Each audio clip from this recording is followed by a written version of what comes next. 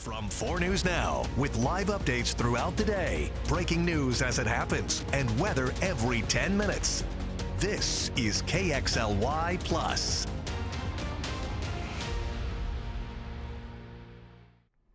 Good afternoon for 4 News Now. I'm Rob King. Today I'm going to be speaking with a local children's book author, and her latest book, Kid and the Nothing to Do Year, is available now for purchase at some local bookstores. And I'm speaking with Megan Young. Megan, thanks for hopping on with me. Appreciate it. Thank you for having me, Rob. Of course. Let's just start with tell us a little bit about the book and how it came to be. Um, I would say this probably started about 3 years ago. My husband and I, we were taking our daughter down to visit the carousel and the garbage goat for the first time. And I wanted some kind of keepsake for that. And there was nothing that really pulled at my heart and it would be something memorable for that time period. And I thought, there's something missing here. What could it be? And I eventually got to this point of writing a book. I guess famously, the garbage goat's more of a taker than a giver of keepsakes. Yeah, I would say that.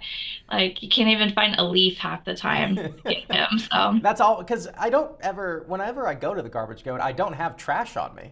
yes, it seems like just recently the carousel will sometimes offer scrap paper. So, if you're Oh, in their gift shop, they have like these little treats for garbage goats. So, well, that's fun. I didn't know that. That's a good thing to yeah. know. So the characters within Kid and the Do Nothing Year, what's the book about? It's supposed to kind of represent, so Garbage Goat is essentially Spokane and also this parental figure as well. But he is so stationary. He's always there for our Spokanites and all the visitors, but there's so much more to do in Spokane. And that is where Kid comes into play. So he is that energetic and curious little being that goes all around Spokane. And I have him visiting different areas throughout the whole year. And so in one season, he'll go to like Green Bluff, and another season, he's over at Mount Spokane. So with every season, he is visiting somewhere new and having all of these experiences that I think maybe some of us take for granted, but that are so ingrained in our culture here in Spokane. Yeah, I guess why did you want to focus on Spokane basically the subject of the story? Um, so I'm born and raised from Spokane. I went to Sheetal. I then graduated from WSU, and I had a short internship over in Boston, and it was so thrilling, and I loved it. But when I was there, I realized how much I miss Spokane and how deep my roots went there. And ultimately, this kind of turned into like a sort of love letter to Spokane to highlight all of these amazing things that it has to offer. Now, is your background being an author, or is this your first book? This is definitely my first book. Um, so I kind of have a non-traditional background. I pursued an informal profession of education. So when I graduated college, I went over to Boston. I had an internship with the National Park Service, and I really got exposed to non-traditional education that way. When I returned, I worked at the MAC, so the Northwest Museum, and that was one of my favorite jobs. I got to help create these this curriculum to support schools in the area, and I started to be exposed more and more to Spokane history that way.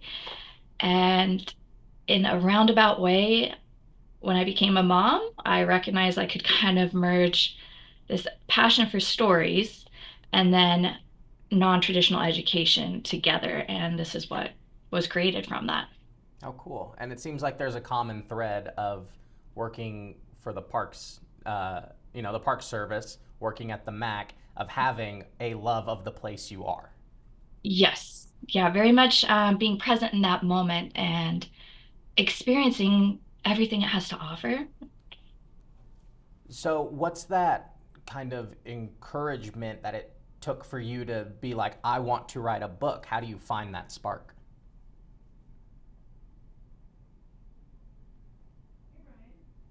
I think part of it has to do with letting go of fitting a certain role, because it's really easy to enter into that imposter syndrome. Definitely have that right now. Um, so I think it's really accepting that I'm going to try and I'm going to follow this through, and hopefully people enjoy it as well.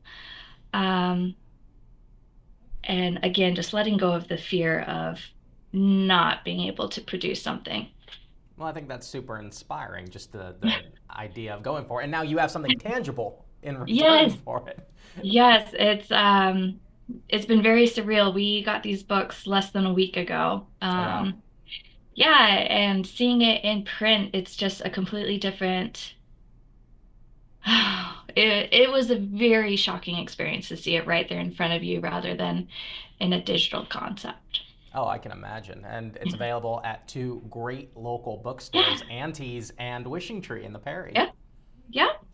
And they've been both really supportive, and Auntie's even went through the process of shipping out books. So we have people asking for books nationwide and even going international in some cases. Oh my gosh, good for you. Yeah. Now, the way that the characters seem to be billed, Garbage Goat and the Kid, it sounds like you're leaving room for them to expand and do more beyond just this book. Do you have any plans for them? I have a lot of plans. I'd love to see as much of it possible coming into fruition. First, I would like to take this upcoming year and really develop those characters, specifically Kid, um, and hopefully building this connection with Spokane kids and this character. Um, so because this book is based off of seasons, there's a great opportunity to highlight some of that, and I'm hoping to build an engagement piece where it invites families and children and maybe even schools to go participate in different things that are represented in the book, but also beyond that book, what's highlighted in the book, anyways. Yeah, I think that's an interesting idea. A lot of times we have something like taking the cable cars over the river that like it's like yeah it's there, but how often are you really going to do that and like enjoy something like that in the city? So I think it's important that we can highlight those things.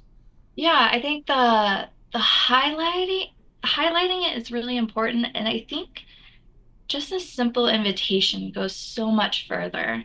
And if you're already feeling maybe a connection, and maybe that book helps provide a connection, seeking out those experiences, I'm hoping is the next step. Absolutely.